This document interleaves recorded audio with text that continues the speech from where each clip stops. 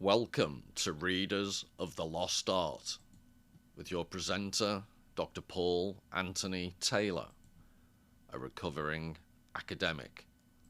And the title of today's talk is The Unbearable Lightness of Being in the Joe Rogan Experience. While freedom of thought, freedom of words, of attitudes, of jokes, of reflection, of dangerous ideas, of intellectual provocations shrinks, under surveillance as it is by the vigilance of the tribunal of general conformism, the freedom of drives grows ever greater. They are preaching severity against the sins of thought. They are preaching forgiveness for crimes committed in emotional ecstasy. Milan Kundera, those with no sense of guilt are dancing. Hi everybody, and I'm using in the title the Joe Rogan Experience as shorthand for the world of podcasting in general. And in this list, I'm also expanding the notion that a lot of these are involved in podcasting, but also just alternative media formats like late night cable TV shows and private streaming services and so on. And all of those names are, I could have, much longer list, but all of them come from their comedy background. They're presenters who were comedians or still are comedians. And that begs a series of questions that I want to offset against the Czech novelist Milan Kundera. And it's the question of why is the format of podcasting so attractive to comedians? Why have they been so successful? Not all podcasters are comedians, obviously, but they do disproportionately seem to have a very strong presence in the area. And why are so many comedians these days drawn to political commentary? So if they're all doing just comedy podcasts or comedy programs, why would need me to make any observations of the obvious? But they're not. They're often making political comments. And this all came to a head in a recent podcast, which I'm not going to go into any more depth on, but it was on the Joe Rogan Experience program where Dave Smith, a comedian, had a big contretemps, big argument with Douglas Murray, an author, journalist, and major media figure these days. And it went viral, had a huge impact. And one of the topics raised was the concept of expertise. So I'm not going to address the issue particularly directly, but the Czech novelist Milan Kundera, he had an interesting theory about the death of elitism and the death of literary culture in Europe, how it was on its last legs. And I thought it might be interesting, what set me off on this path, why Milan Kundera? Well, Dave Smith, in the Joe Rogan interview, or argument, however you want to phrase it, with Douglas Murray, Douglas Murray made a brief mention in passing of Milan Kundera. I think it was a book collection of essays called Testaments Betrayed, but the essay was called Paths in the Fog. And Douglas Murray used it as an example to talk about history, and that set me thinking. So I thought it might be interesting to place against... counteract some, or present what I think are some of the values of podcasting, the underlying values of the format in comparison with Milan Kundera and what he has written about the importance of novels, what novels, literature, good literature does uniquely, and how it's increasingly just dying on the vine. And I thought it might be interesting to set those two very different approaches to expertise, to politics, and see what comes from it. So without more ado,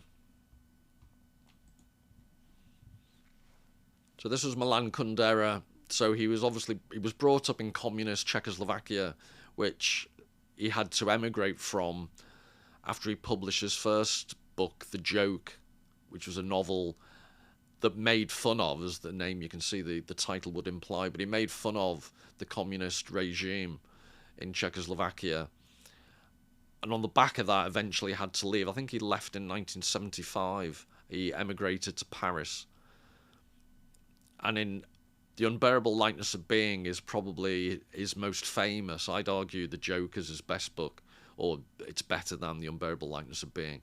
But The Unbearable Lightness of Being is what made his name. It was turned into a feature film. But in 1985, he was accepting a literary award, and he made this speech, The Novel and Europe. And this will surprise you. It's not a cheery speech in the sense he's basically arguing that the novel is on its last legs. The European culture that gave rise to the novel was dying out. And in one of his works, I'm trying to remember where I read it, but he was talking about, it was an interview, I think. He was a teacher of literature because he always said, he was teaching in a French university, Paris, I believe, and he was saying that he didn't think any writer should earn just from their writing because that made them too dependent upon the marketplace. So he always thought authors should have another independent form of income. And he was teaching literature students, as you'd expect, and he said roughly, say he was teaching 40 students, rather than give them an exam, he thought he just didn't like the notions of exams, but he gave them a pop quiz at the end of the course that were questions not particularly relevant to what he'd been teaching them, but just out of curiosity. And there'd be questions like, who is your favourite painter? Who is your favourite composer? And he said, remember, these are literature students, so they should be arty. They should be interested in art. And he said about 39 of them didn't have a favourite painter or couldn't name a classical composer. And it really shocked him. He said as he was growing up, his local butcher would talk about Picasso, and people engaged with art. And he said even in amongst students who are studying, theoretically, literature, they don't have this wider hinterland that engages with art. And he is dyed in the wool, as you'll see from the quotations I'm going to take from The Novel in Europe. He argues that European cultural values are infused with the literary achievement of the novel and the form of the novel. So he then begs the question, what happens when you lose that from society? And I'm suggesting that these days what we have, instead of the novel, the dominant format these days is the podcast. And what comes of that? What are the potential implications? So that's what I'm going to explore. So I'm going to quote from a couple of different essays, and then every quotation I use will be from the speech he gave, Europe and the Novel. So this is the first quotation. The word elitism only appeared in France in 1967. The word elitist not until 1968. For the first time in history, the very language threw a glare of negativity, even of mistrust, on the notion of elite. Official propaganda in the communist countries began to pummel elitism and elitists at that same time. It used the terms to designate not captains of industry or famous athletes or politicians, but only the cultural elite, philosophers, writers, professors, historians. An amazing synchronism. It seems that the cultural elite is yielding to other elites. Over there, he's talking about Eastern Europe, to the elite of the police apparatus. Here, Western Europe, to the elite of the mass media apparatus. No one will ever accuse these new elites of elitism. Thus the word elitism will soon be forgotten. So I'm quoting that because it strikes me that in the debate that Douglas Murray and Dave Smith and Joe Rogan had, one of the subtexts was, nowadays people don't need to listen to experts because there are all these alternative sources of information. And one idea that Kundera's presenting, and remember, I think this was around about, because these are the range of the essays when they were written, because there's about 9 of them, I think, in the book. So I think this was the last one. So I'm guessing this was around about 1985. So he's post-communist times. He's living in Paris but he's had to leave Czechoslovakia as it was then, now it's the Czech Republic, but he had to leave because of his experience of the totalitarian communist regime. And yet he's now immersed in the Western Europe and the mass media that brings. So he's very receptive, and he's had direct experience of, in a totalitarian communist country that has, by Western standards, little civil freedom. And he's witnessed how the elites reimagined themselves whilst not taking the name elite. And that makes me think of the subtext in the podcasting world, where you don't need to listen to experts anymore. What I'm suggesting is, from Kundera's interpretation, put my teeth back in. There may be new elites, but they've just taken a new form that doesn't name itself, which is, I just thought, an interesting idea to think about. So then he's in an interview I was reading, and this is the excerpt. It was while I was writing The Unbearable Lightness of Being that, inspired by my characters, all of whom are in some fashion withdrawing from the world, I thought of the fate of Descartes' famous formulation, man as master and proprietor of nature. Having brought off miracles in science and technology, this master and proprietor is suddenly realizing that he owns nothing, and is master neither of nature, it is vanishing little by little from the planet, nor of history, it has escaped his grip, nor of himself, he is led by the irrational forces of his soul.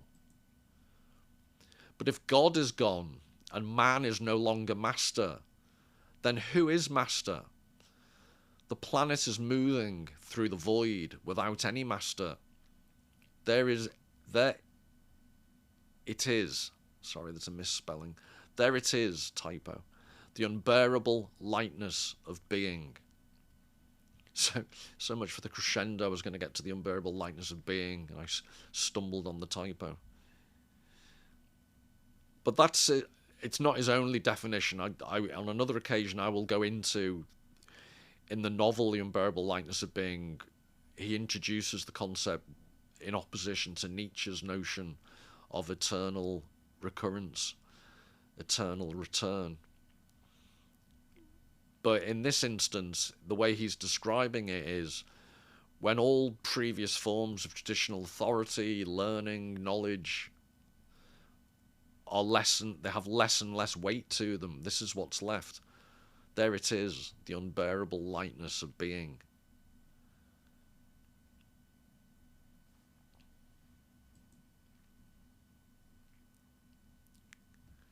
So now I'm going to quote from, all the rest of these quotes are from Europe and the novel.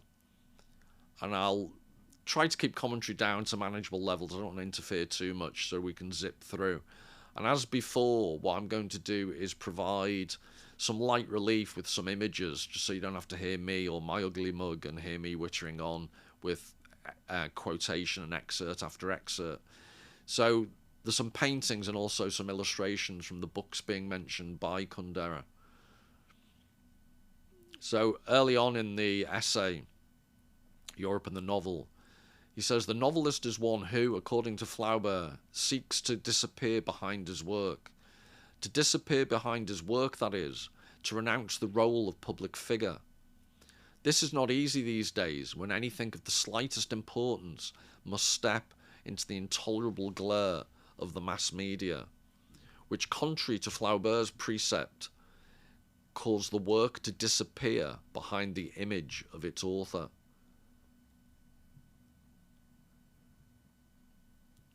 And why I picked that out, and I'm going to quote quite extensively, so a significant amount of the speech I'll be presenting to you. I haven't left that much out, to be honest. But this is, if you think about it, this is Kundera proposing that the novels should speak for themselves, and as far as possible, the author shouldn't become a public figure. And I think we'll see in quotations to come, he picks on the role of mass media. And you can see there the intolerable glare of the mass media. So I just wanted you to have that in the back of your minds, that the whole premise of podcasting is the author, inverted commas, because they don't have to have written anything per se, but they are centre stage. It's about them and their personalities. So in the Douglas Murray, Dave Smith, Joe Rogan big disagreement contretemps, it was, if for people who've seen it, if you remember, Douglas Murray was supposed to be on the show to promote a book of his, and he definitely put himself in front of the book, and his personality and his mannerisms seemed to rile a lot of people, and he became the story. Now, I'll totally accept that could be totally his fault, because he acted in a way that got up the back of people. But I'm just pointing out from quotes like this, I'd argue it's also an innate part of the format. So even if he hadn't have misbehaved in some people's eyes, that it's all about personalities. It's all about how you respond to the personality. It's the opposite of what Kundera and Flaubert are saying.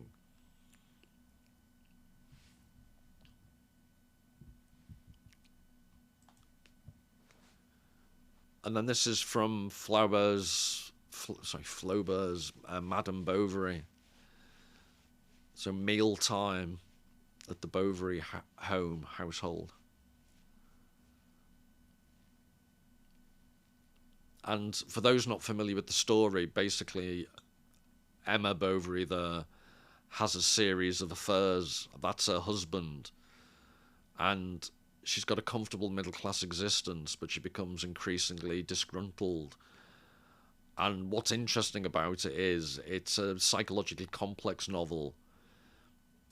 She isn't being true to herself if she stays in this loveless bourgeois marriage, but then she commits a series of foolish acts and is unfaithful several times and gets into debt. And you'll see shortly, plot spoiler, it's not a happy ending.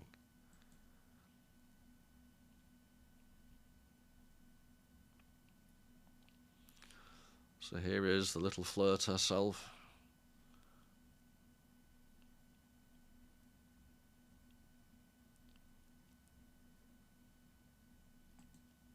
And I just think, in terms of the unbearable lightness of being, I'd argue one aspect of novels, and it's a theme in the actual novel Unbearable Lightness of Being by Kundera. It's the difference between what he's referring to as a heavy life, in other words, commitment, being bound into social convention, or the lightness, which might sound good, but actually in Kundera's world, he interprets in various novels a lightness of being with the fact that people are so in his the communist settings he's setting his book plots in. People are so cheesed off with the fakeness of the communist ideology they're living under that this has a negative effect on their personal lives. They stop taking anything seriously.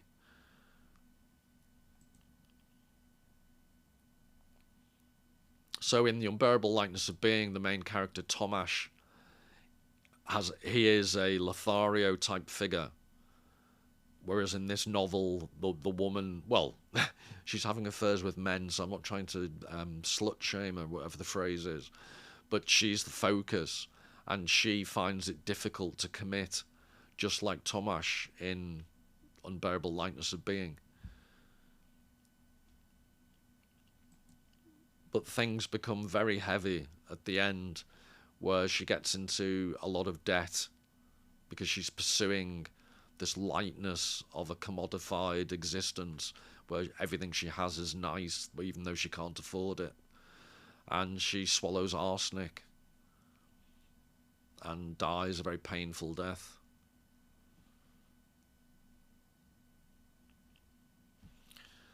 So now I've got everyone in a good mood. So this is Kundera again. Not only is the novelist nobody's spokesman, but I would go so far as to say he is not even the spokesman for his own ideas. When Tolstoy sketched the first draft of Anna Karenina, Anna was a most unsympathetic woman, and her tragic end was entirely deserved and justified. The final version of the novel is very different, but I do not believe that Tolstoy had revised his moral ideas in the meantime. I would say rather that in the course of writing, he was listening to another voice than that of his personal moral conviction. He was listening to what I would like to call the wisdom of the novel. Every true novelist listens for that supra-personal wisdom, which explains why great novels are always a little more intelligent than their authors. Novelists who are more intelligent than their books should go into another line of work. And again, I just love this quote because it doesn't seem that he's making that important a point.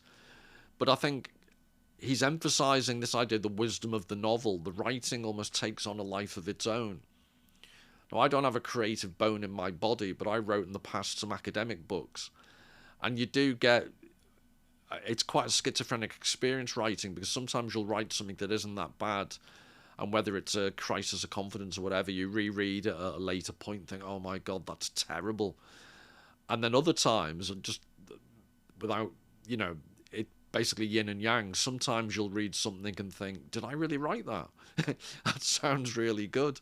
And it does seem like an almost out-of-body experience, because you don't... It's such an almost an unconscious act when you're in the flow of writing.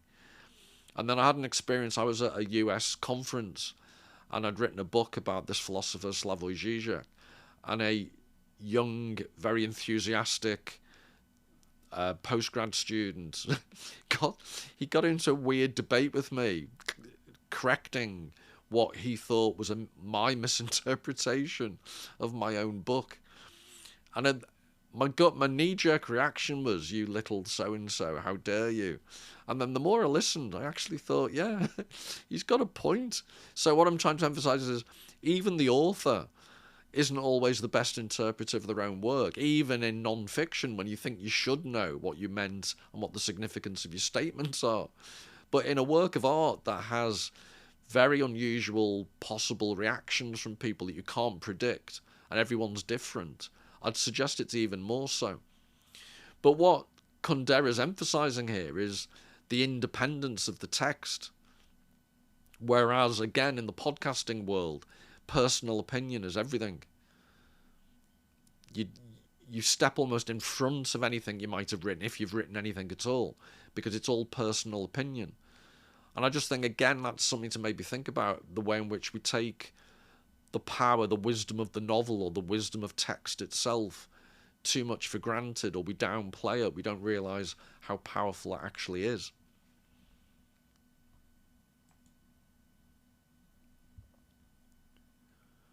And then this is the frontispiece, the initial illustration of an edition of Anna Karenina.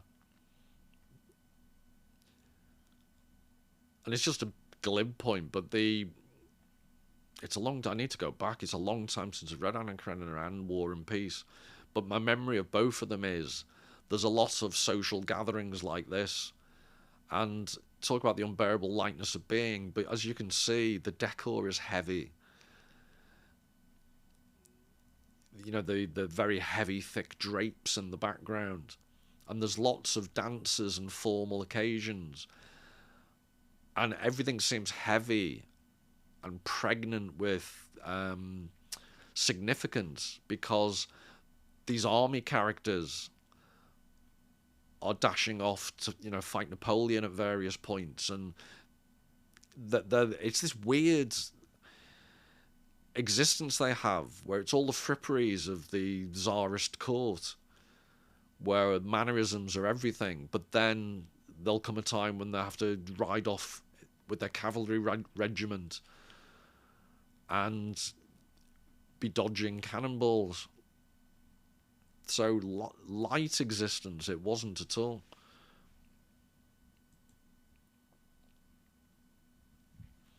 But what is that wisdom? What is the novel?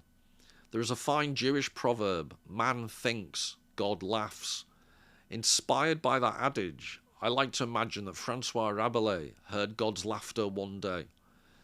and thus was born the idea of the first great European novel. It pleases me to think that the art of the novel came into the world as the echo of God's laughter. But why does God laugh at the sight of man thinking? Because man thinks and the truth escapes him. Because the more men think, the more one man's thought diverges from another's. And finally, because man is never what he thinks he is. So Kundera is claiming that within the novel, the ambiguity of thinking is encapsulated. It's a format within which ambiguity is tolerated. And again, if you place that against the podcasting online types of environment, where everyone has a stringent opinion and nobody listens to each other, the more men think, the more one man's thought diverges from another's.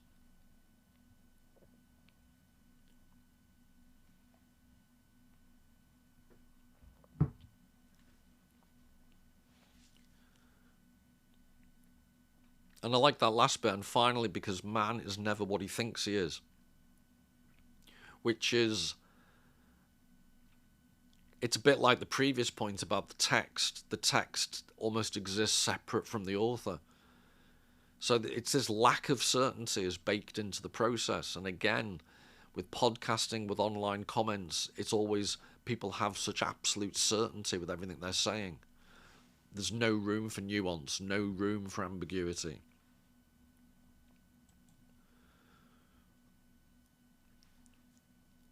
And then at the mention of Rabelais, so there was Gargantua and Pantagruel was a 5-part, huge, sprawling. There are 5 individual books, but they're spoken of as one massive novel. And this is I've used Gustave Doré's illustrations before. But the idea is he's a massive giant. And they're all cattle. They're life-size cattle, which he needs as a baby to get sufficient milk. So again, on the theme of unbearable lightness of being, this is the heavy side of a novel.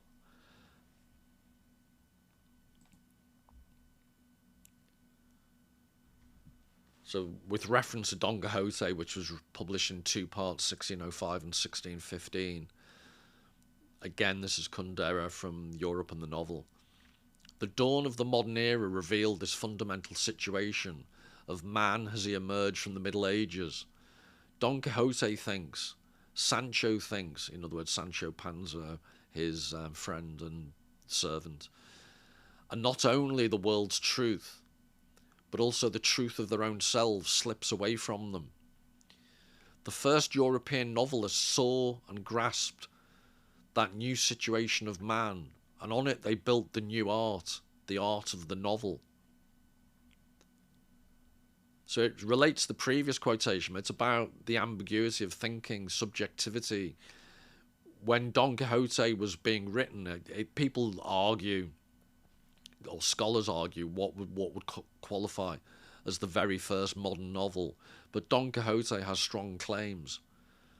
And it's interesting that within Don Quixote, I've spoken about in a previous video, but there are layers within layers of authorial intervention, the narrator, Don Quixote's rabid imagination, what's real, what isn't real.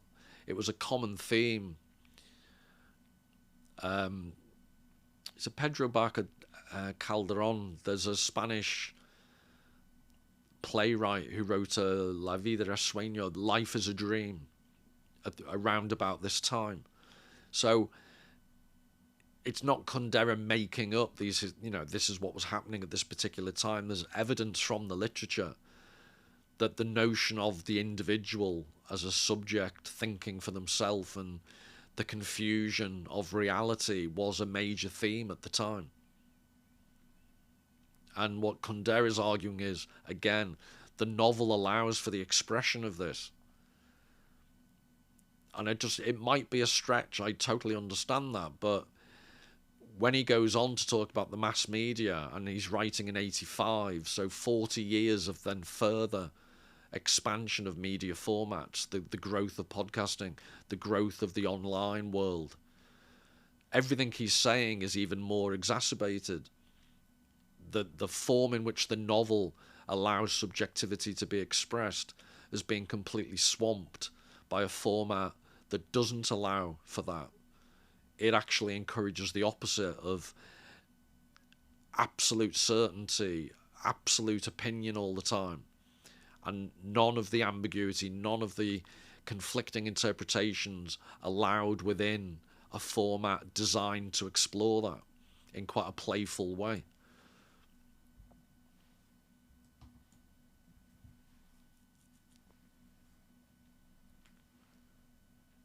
And this is Honore Daumier, Don Quixote and Sancho Panza in the Mountains is the title of the painting.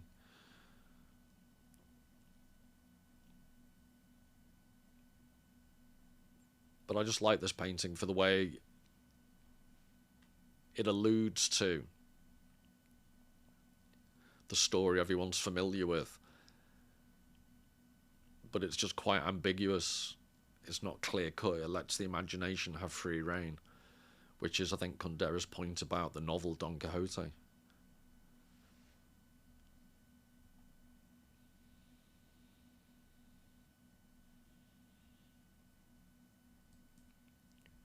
And then again, I've referred to this, and I need to do, I know I'm a naughty boy, I haven't done a full video on this. I keep referring to it. But this is about 50 years after Don Quixote was, the second volume of Don Quixote was published.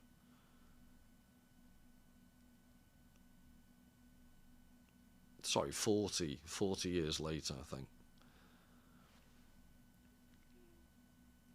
And I won't witter on about it because it would just take far too long, but the way in which the status of the observer is ambiguous.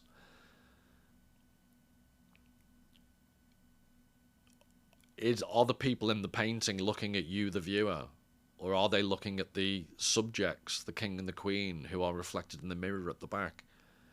There's an awful lot going in that painting of who's looking at whom. I think the dog's about the only chilled out creature in the whole thing. But Velázquez, the painter, is looking directly at us, at the people he's painting. But this is just a seminal classic painting of the time that people have argued about for centuries now. Las Meninas. So 40 years after the second volume of Don Quixote, it's in the same ballpark where this notion of subjectivity is being questioned in art.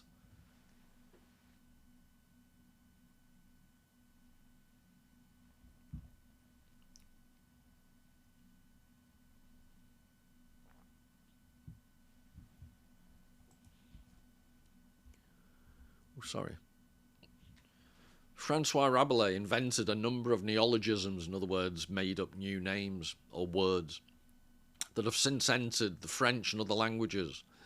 But one of his words has been forgotten, and this is regrettable. It is the word agilast. Agilast. It comes from the Greek, and it means a man who does not laugh, who has no sense of humour. Rabelais detested the agilist. I can't say it. Agilast. He feared them. He complained that the Agilast treated him so atrociously that he nearly stopped writing forever. So you could see those as modern-day trolls, perhaps.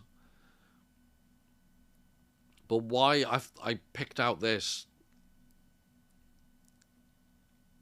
the Agilast, is it's ironic that these are the people who have no sense of humour.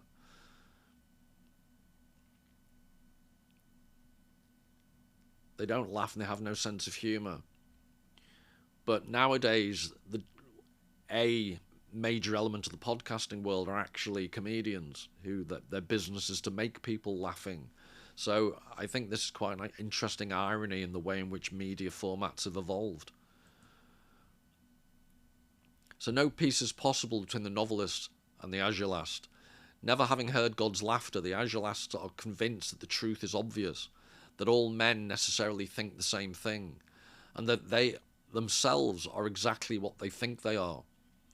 But it is precisely in losing the certainty of truth and the unanimous agreement of others that man becomes an individual. The novel is the imaginary paradise of individuals.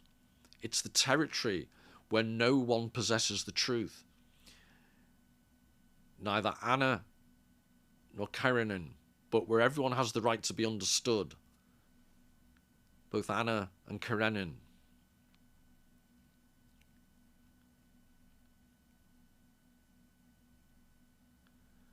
So neither Anna nor Karenin, but where everyone has the right to be understood. So the novel, I just love that line, the novel is the imaginary paradise of individuals.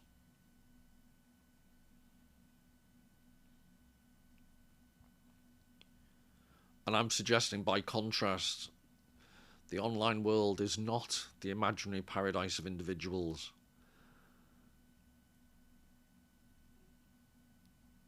But it is precisely in losing the certainty of truth and the unanimous agreement of others that man becomes an individual. And I think that's interesting in the light of, I'm not claiming there's direct causation, but in a world in which novels, classic literary novels, are read in exponentially lower levels than they have in the past,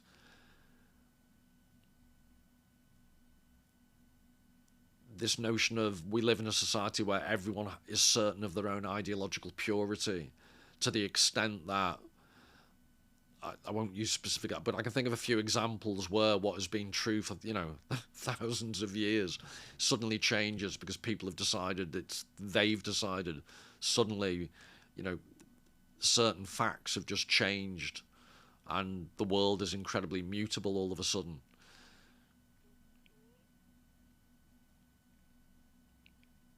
Whereas the novel is the imaginary paradise of individuals. It almost seems to be some mental space that allows for the healthy development of individuality rather than the troll space of the online world. So novels encourage you not to think that the truth is obvious, not to think that all men necessarily think the same thing.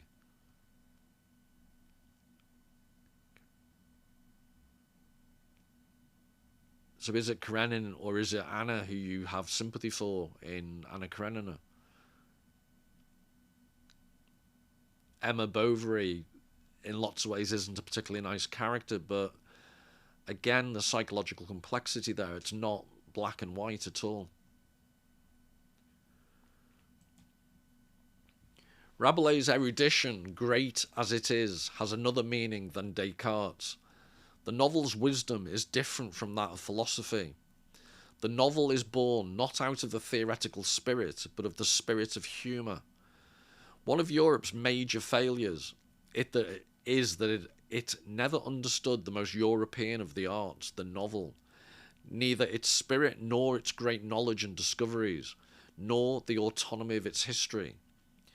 The art inspired by God's laughter does not by nature serve ideological certitudes. It contradicts them. Like Penelope, it undoes each night the tapestry that the theologians, philosophers, and learned men have woven the day before. Excuse me.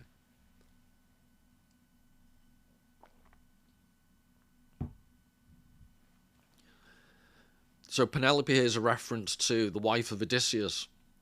So in one of the first epics of Western literature, the Odyssey, the story is that she's waiting. Odysseus is on this, as the name implies, this massive Odyssey, trying to get home. And Penelope's waiting for her, and everyone's assuming that he's been lost at sea or at war, and he's not coming back, so that she has various suitors living in the house trying to get her hand in marriage. And as an excuse, she says, I'm working on this tapestry, and when it's finished, I'll think about taking someone as a new husband. And every night, she works on it all day, and every night she unpicks it So it's this quite clever ruse whereby she doesn't have to commit herself. She can keep putting things off. And it's been interpreted in various ways as that's like the passage of time. You start over again the next day. But here's a representation from art.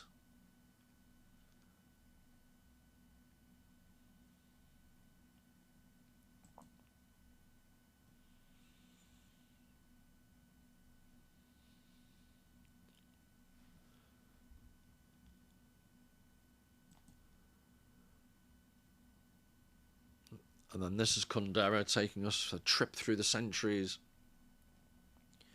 18th century rationalism is based on Leibniz's famous declaration, Nihil est sine ratione. There is nothing without its reason. Stimulated by that conviction, science energetically explores the why of everything, such that whatever exists seems explainable, thus predictable, calculable. The man who wants his life to have meaning foregoes any action that hasn't its cause and its purpose. All biographies are written this way. Life is shown as a luminous trajectory of causes, effects, failures, and successes, and man, setting his impatient gaze on the causal chain of his actions, further accelerates his mad race toward death. A great phrase. But I'm including that because it reminded, without getting into all the controversy over Dave Smith and Douglas Murray, one of the subtexts in their argument was biographies of Churchill and people, revisionist historians, questioning Churchill. And I think this comment by Kundera says something towards that argument, the idea that biography is a misinterpretation of a life in various ways. You're trying to find all these causal events that in an actual life aren't experienced like that. So man setting his impatient gaze on the causal chain of his actions. So I think Kundera's saying it's an overly scientific, it's an overly causal way of trying to understand how someone's life, the decisions they make, evolve throughout their lifetime. Against that reduction of the world to the causal succession of events, and then he talks about Tristram Shandy, by its very form affirms that poetry lies not in action, but there where action stops, there where the bridge between a cause and an effect has collapsed, and thought wanders off in sweet, lazy liberty. The poetry of existence, says Sterne's novel, is in digression. It is in the incalculable. It is on the other side of causality. It is sine ratione, without reason. It is on the other side of Leibniz's statement. And I think this is always, I think C.P. Snow, the English writer, talked about the two cultures, the scientific culture and the literary culture. And I think this goes straight to the distinction between them. In literature, life is not simple causality. It's in the gaps that life actually happens. Poetry lies not in action, but there where action stops. There where the bridge between a cause and an effect has collapsed, and thought wanders off in sweet lazy liberty. Again, that's like Don Quixote and his hyperactive imagination. It's without reason. It's on the other side of Leibniz's statement. Thus, the spirit of an age cannot be judged exclusively by its ideas, its theoretical concepts, without considering its art, and particularly the novel. And then the corollary of that is, well, what happens in our time when the novel, the literary novel, is, it could be argued, pretty much dead on its feet? How do we judge the spirit of our age? Is it reduced to arguments in podcasts where millions of people are watching? The 19th century invented the locomotive, and Hegel was convinced he had grasped the very spirit of universal history. But Flaubert discovered stupidity. I dare say that it is the greatest discovery of a century, so proud of its scientific thought. Of course, even before Flaubert, people knew stupidity existed, but they understood it somewhat differently. It was considered a simple absence of knowledge, a defect correctable by education. In Flaubert's novels, stupidity is an inseparable dimension of human existence. But the most shocking, the most scandalous thing about Flaubert's vision of stupidity is this: stupidity does not give way to science, technology, modernity, progress. On the contrary, it progresses right along with progress. So he's arguing Flaubert, sorry, I keep saying Flaubert, tomato.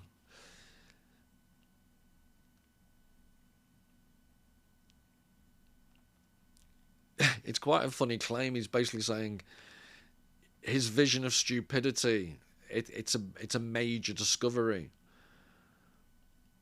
because we mistakenly, again, what the wisdom of the novel allows us to do is to realize just because you're pursuing a scientific agenda doesn't mean you're immune from stupidity. The wisdom of the novel is a lot more rooted in human psychology in quite subtle ways. With a wicked passion, Flaubert used to collect the stereotyped formulations that people around him enunciated in order to seem intelligent and up to date. So he put them into a celebrated, it's a dictionary of received ideas, that means in English. We can use this title to declare modern stupidity means not ignorance, but the non-thought of received ideas. So he's suggesting, and this is what Flaubert was pioneering, the more society grows into a mass organized society, the more received ideas gain dominance. And this is, I would suggest, the vexed question at the moment about podcasting. It's purportedly a voice for marginalized opinions. And I think this is what came up in the Dave Smith, Joe Rogan, Douglas Murray argument. When you have 20 odd million followers, then arguably the marginal status goes out the window, and what were marginal thoughts can become mainstream.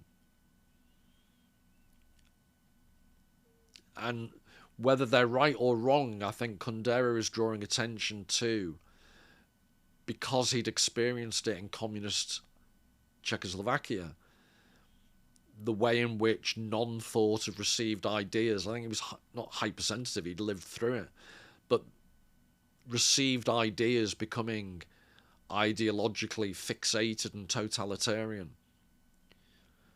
And it's just something to think about, that we think we're divorced from, we're completely free from totalitarian tendencies.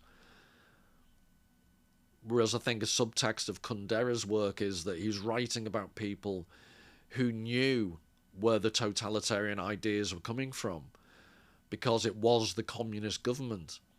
But we live in a mass media now, post-mass media, decentralized media society, where received ideas are arguably more disguised. It's not so obvious they actually are received ideas. But I think you have to have lived under a rock not to realize that there are certain received ideas that people are they're received ideas by certain large sections of society. But I think this goes to the increasingly split nature, the tribal nature of modern media society, contemporary media society. It's two split tribes repeating their own received ideas. And ne'er the twain shall meet. There's very little imaginative dialogue, as you would find in a novel. Flaubert's discovery is more important for the future of the world than the most startling ideas of Marx or Freud. For we could imagine the world without the class struggle or without psychoanalysis, but not without the irresistible flood of received ideas that, programmed into computers, propagated by the mass media, threatens soon to become a force that will crush all original and individual thought, and thus will smother the very essence of the European culture of the modern era. So Kundera, again, just sorry to repeat myself, but he's writing in 1985, so 40 years prior to what we're experiencing. And when he talks about the irresistible flood of received ideas propagated by the mass media, I can't help but think it's relevant to our situation today.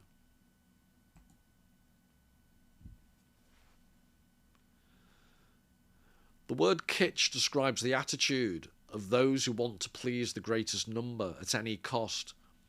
To please, one must confirm what everyone wants to hear, put oneself at the service of received ideas. Kitsch is the translation of the stupidity of received ideas into the language of beauty and feeling. It moves us to tears of compassion for ourselves, for the banality of what we think and feel. So he mentions kitsch at various points in his work, and he has his own idiosyncratic and unique way of defining it. But this idea that, again, 40 years ago, he's writing about ideologies that become fixed. One must confirm what everyone wants to hear, put oneself at the service of received ideas. That's a pretty good, ahead of its time definition of ideological virtue signalling that seems to be dominant today.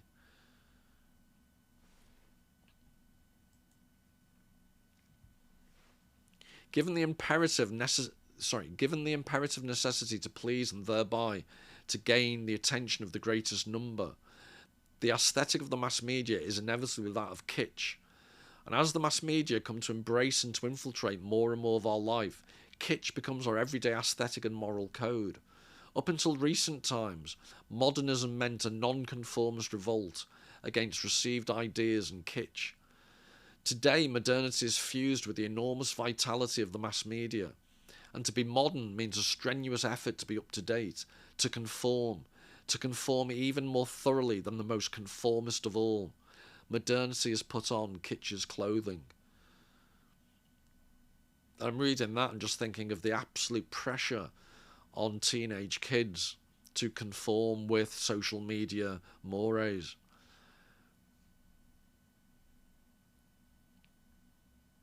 The strenuous effort to be up to date. You know, kids getting bullied for the wrong type of training shoes or sneakers, as you'd say in North America. To conform even more thoroughly than the most conformist of all.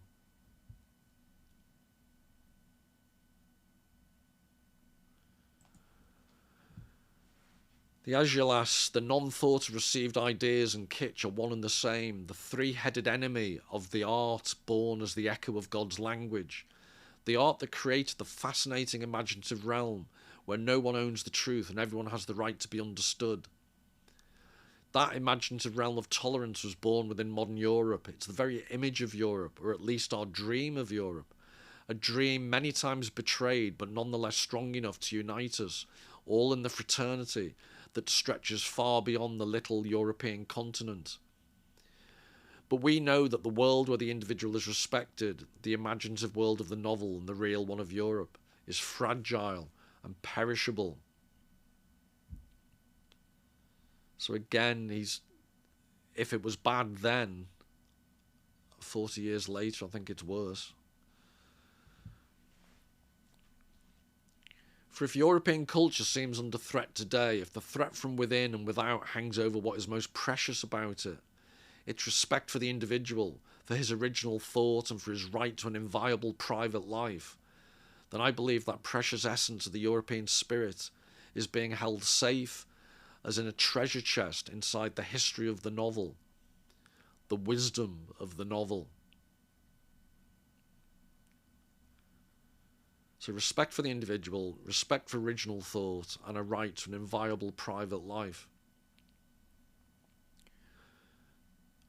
At least in Europe, I'd suggest being allowed to have original thought is increasingly under threat because of free speech issues, and the right to an inviolable private life. The amount people share their private life online, I'd suggest us seeing that one off. So then it's quite poignant, and I would totally accept the idea that Kundera this is like a panegyric to a lost art form. And that's why I wanted to present it as Kundera's writing all this. Since he wrote it, the whole podcasting realm in which a reference to Milan Kundera, as happened on the Joe Rogan Experience, was quickly passed over. And the truth behind his statements, which I'll look at in a future video, Paths in the Fog, this beautiful essay. The fact there's no room for consideration of Kundera, the Kundera reference, because everything was lost in the personality clash of the three people involved in the big bust-up, or in any podcast discussion. I'd suggest don't lend themselves to detailed discussions about the beauty of Kundera's work, because that's not how the format works. So this idea, the essence of the European spirit is being held safe as in a treasure chest inside the history of the novel. Unfortunately, it might remain there, hidden away. And the wisdom of the novel is what's being lost these days.